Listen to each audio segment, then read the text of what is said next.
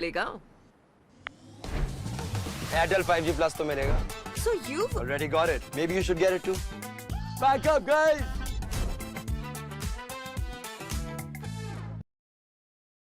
America में Lehman Brothers नाम का एक इन्वेस्टमेंट बैंक डूबा था तो पूरी दुनिया में आर्थिक मंदी आ गई थी, रिसेशन आ गई थी। तो क्या अब भी आर्थिक मंदी आ जाएगी इन दो बैंकों के डूबने के बाद? जब अमेरिका जैसे इतने बड़े देश में जो महाशक्ति है वहां पर बैंकों में रखा पैसा सुरक्षित नहीं है, तो क्या आपका पैसा यहां भारत के बैंकों में सुरक्षित है? क्या बैंक इसी तरह कभी भी डूब सकते हैं? आज हम इस बात का विश्लेषण करेंगे, लेकिन सबसे पहले आपको अमेरिका के इन दोनों बैंकों के डूबने की कहानी बताते हैं। इनमें पहले बैंक का नाम है सिलिकॉन वैली बैंक, जो कुल संपत्ति के हिसाब से अमेरिका का 16वां सबसे बड़ा बैंक है और इस बैंक की अमेरिका में कुल मिलाकर 17 शाखाएं थी। यह बैंक बड़ी बड़ी आईटी कंपनियों और स्टार्टअप्स के बीच बहुत लोकप्रिय था। ज्यादातर जो स्टार्टअप कंपनियां हैं वो इसी बैंक के साथ लेन देन करती थी। एक रिपोर्ट के मुताबिक 2500 से ज्यादा वेंचर कैपिटल फर्म्स इसी बैंक के साथ जुड़ी हुई थी और अलग अलग सेक्टर्स की 1500 से ज्यादा कंपनियां इस बैंक की प्रमुख ग्राहक थीं। वेंचर कैपिटल फर्म्स उन कंपनियों को कहते हैं जो ऐसे स्टार्टअप्स को फंड करती हैं जो शुरुआती चरण में होते हैं। यानी इस बैंक में वेंचर कैपिटल फर्म्स के भी खाते थे और स्टार्टअप्स के भी खाते थे और आईटी और दूसरे सेक्टर से जुड़ी बड़ी कंपनियों ने भी इस बैंक में अपना पैसा जमा किया हुआ था। 31 दिसंबर 2022 को प्रकाशित हुई रिपोर्ट में यह बताया गया कि तब इस बैंक की कुल संपत्ति की कीमत 209 बिलियन यूएस डॉलर्स थी और आज के हिसाब से यह रकम होगी 17 लाख करोड़ रुपए। यानी इस बैंक के पास 17 लाख करोड़ रुपए थे। इसके अलावा उस समय इस बैंक के सभी खातों में 175 बिलियन यूएस डॉलर्स जमा थे, जो भारतीय रुपयों में आज के हिसाब से होंगे 14 लाख 30 हजार करोड़ रुपए।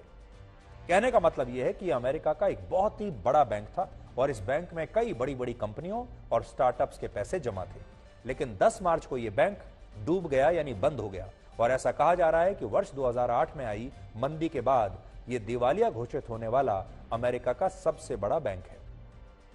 अमेरिका का जो दूसरा बैंक डूबा है उसका नाम है सिग्नेचर बैंक और इसकी कुल 40 शाखाएं अमेरिका में थी। इस बैंक के सभी खातों में कुल मिलाकर 7 लाख 20 हजार करोड़ रुपए जमा थे, जबकि इस बैंक की कुल संपत्ति 9 लाख करोड़ रुपए के आसपास थी। लेकिन यह बैंक भी डूब गया और इसका नियंत्रण अब अमेरिका की एक वित्तीय एजेंसी के पास है जिसका नाम है फेडरल डिपॉजिट इंश्योरेंस कॉर्पोरेशन। अब इस सवाल पर आते हैं कि यह बैंक आखिर डूबे कैसे। तो इसकी पूरी कहानी शुरू होती है कोविड के समय से, जब कोविड आया था।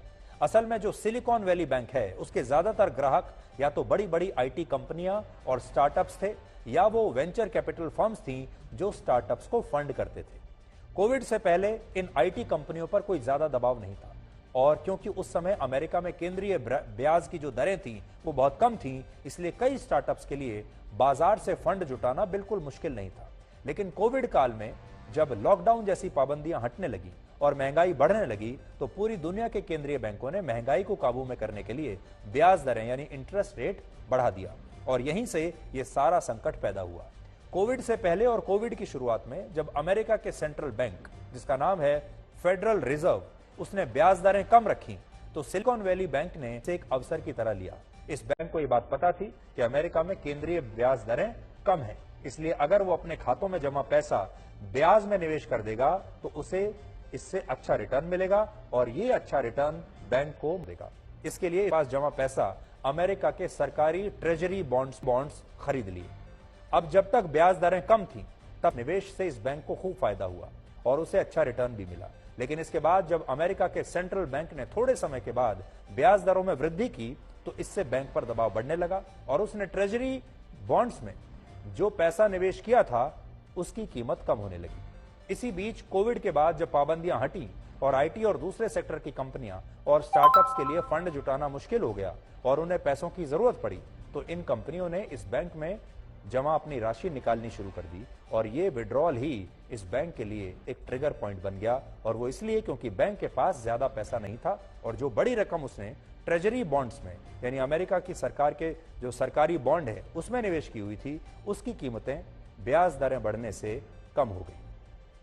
कुल मिलाकर अगर मैं आपको सरल भाषा में बताऊं तो हुआ यह है कि कोविड के टाइम आईटी कंपनियों की कमाई जबरदस्त तरीके से बढ़ गई, क्योंकि पूरी दुनिया में वर्क फ्रॉम होम का हो रहा था। आईटी कंपनियों की जो वैल्यूएशन है वो लगातार बढ़ गई, क्योंकि उस समय सबसे ज्यादा इस्तेमाल आईटी कंपनियों का और आईटी कंपनियों के प्रोडक्ट्स का हो रहा था।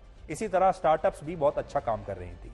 इन कंपनियों ने बहुत मुनाफा कमाया, वैल्यूएशन जबरदस्त थी, बड़ी मात्रा में पैसा बैंक में जमा कर दिया। ये पैसा उस बैंक ने अमेरिका के सरकारी बॉन्ड को खरीदने में, जो सरकार का बॉन्ड था उसे खरीदने में पैसा लगा दिया।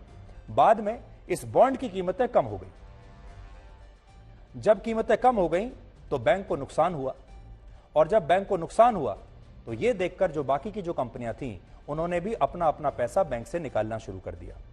और जब इतनी सारी कंपनियां एक साथ बैंक के पास आ गई अपना पैसा निकालने के लिए, तो बैंक के पास उतना पैसा बचा ही नहीं। और इस संकट से निपटने के लिए इस बैंक ने अपने ट्रेजरी बॉन्ड्स को बहुत ही कम कीमतों पर बेचना शुरू कर दिया, क्योंकि अगर ग्राहक पैसा अपना वापस मांग रहा है तो बैंक को देना पड़ेगा। और बैंक ने पैसा दूसरे बॉन्ड्स में लगा दिया। दूसरे बॉन्ड्स का रेट बिल्कुल नीचे गिर गया, लेकिन बैंक की मजबूरी है और उसने कम दाम पर ही वो बॉन्ड्स बेच दिए।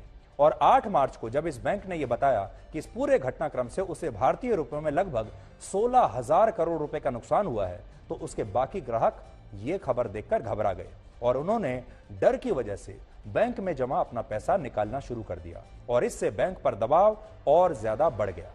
9 मार्च को इस बैंक के ग्राहकों ने अपने खातों से एक ही दिन में, सोचिए 9 मार्च को 3,40,000 करोड़ रुपए निकाल लिए, और इसके बाद बैंक का जो कैश बैलेंस लगभग 8,000 करोड़ रुपए नेगेटिव में चला गया। इसका सीधा मतलब यह था कि बैंक दिवालिया हो गया और उसके पास ग्राहकों को देने के लिए पैसा नहीं बचा। और इसी के बाद 10 मार्च को यह बैंक बंद हो गया और इसका नियंत्रण फेडरल इंस्टीट्यूशन ने अपने हाथ में ले लिया। दूसरा बैंक यानी सिग्नेचर बैंक इसलिए डूबा क्योंकि सिलिकॉन वैली बैंक के डूबने के बाद इस बैंक के ग्राहकों ने भी बैंक में जमा अपना पैसा निकालना शुरू कर दिया, जिससे bank Grain on the field, grain on the road. Everything is fun and fast with this all-electric green SUV. Take it on a test drive today. Come, explore the impossible. Test drive today. Bank जो है वो बुरी स्थिति में, bank run की स्थिति में बन गई। जब किसी बैंक के ग्राहक पैसा डूबने के डर से अपने खातों में जमा राशि निकालने लगते हैं और बैंक पर दबाव बढ़ने लगता है, तो इसे बैंक रन की स्थिति कहते हैं। और सिग्नेचर बैंक के साथ यही हुआ, और साथ ही इस घटना से इस बैंक के शेयर्स की कीमतें 20% तक गिर गई। इसके बाद इस बैंक के सभी ऑपरेशंस को बंद कर दिया गया। हालांकि अमेरिका के फेडरल डिपॉजिट इंश्योरेंस कॉर्पोरेशन ने कहा है कि इन दोनों बैंकों में जमा ग्राहकों का पैसा सुरक्षित है, और उसने सिलिकॉन वैली बैंक की संपत्तियों और डिपॉजिट को रखने के लिए एक नया बैंक बनाया है, जिसका नाम है national bank of Santa Clara. पुराने बैंक के जो ग्राहक इंश्योर्ड थे वो इस नए बैंक के जरिए अपने खातों को एक्सेस कर पाएंगे। अमेरिका के इस बैंकिंग संकट पर जब अमेरिका के राष्ट्रपति जो बाइडेन से सवाल पूछा गया तो वो वहां से बिना जवाब दिए ही चले गए। हालांकि उन्होंने बाद में ये जरूर कहा कि इन बैंकों में जमा सभी लोगों का पैसा सुरक्षित है। Americans can have confidence that the banking system is safe. Your deposits will be there when you need them. Small businesses across the country, the deposit accounts at these banks can breathe easier knowing they'll be able to pay their workers and pay their bills. And their hardworking employees can breathe easier as well. Last week, when we learned of the problems of the banks and the impact they could have on jobs of small businesses and banking system overall, I instructed my team to act quickly to protect these interests. They've done that. They've done that. आज आप सबको यह भी समझना चाहिए कि bank आखिर काम कैसे करते हैं और बैंकों का बिजनेस मॉडल क्या होता है। तो बैंक चलता कैसे है? बैंक चलता है ग्राहकों के पैसे से। जो आप पैसा जमा करते हैं बैंकों में, उससे बैंक चलता है, और ग्राहकों के पैसे से ही बैंक अपना मुनाफा कमाते हैं। यह पूरा ढांचा इस तरह से काम करता है कि मान लीजिए एक बैंक में 100 लोगों के खाते हैं और इन 100 लोगों ने अपना पैसा बैंक के पास जमा कराया है।